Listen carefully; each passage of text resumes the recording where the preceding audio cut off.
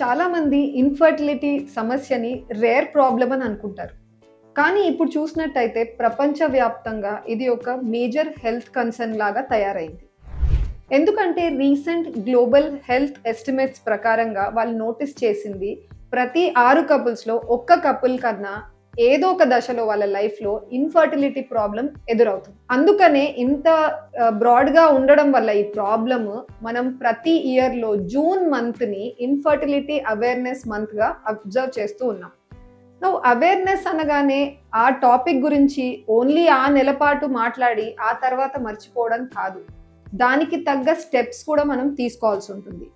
ఇండియాలోనే మనం చూసుకున్నట్టయితే గత కొన్ని సంవత్సరాలుగా ఇన్ఫర్టిలిటీ ప్రాబ్లంతో బాధపడే కపుల్స్ యొక్క సంఖ్య పెరుగుతూనే ఉంది.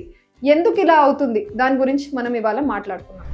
సో ఇప్పుడు ఈ మధ్య కాలంలో ఇన్ఫర్టిలిటీ ఎక్కువగా చూడడానికి వెరైటీ కారణాలు ఎన్నెన్నో ఉన్నాయండి. రీజన్స్ మేజర్గా చూసినట్టయితే ఒకటి మన లైఫ్ స్టైల్ ఫ్యాక్టర్స్, లేట్గా పెళ్ళిళ్ళు చేసుకోవడం, ప్రెగ్నెన్సీ ఇంకా కూడా లేట్గా ప్లాన్ చేయడము, stress, wait related problems, over weight, obesity ఎక్కువగా చూస్తూ ఉన్నాము, హార్మోనల్ ఇంబ్యాలెన్సెస్, పీసీఓడి, ఇవన్నీ కూడా థైరాయిడ్ సమస్యలు ఈ కాలంలో ఇంకా ఎక్కువగా ఉన్నాయి ఈ జనరేషన్లో. ఇవన్నిటిని కూడా పక్కన పెట్టినట్టయితే one more major issue male factors.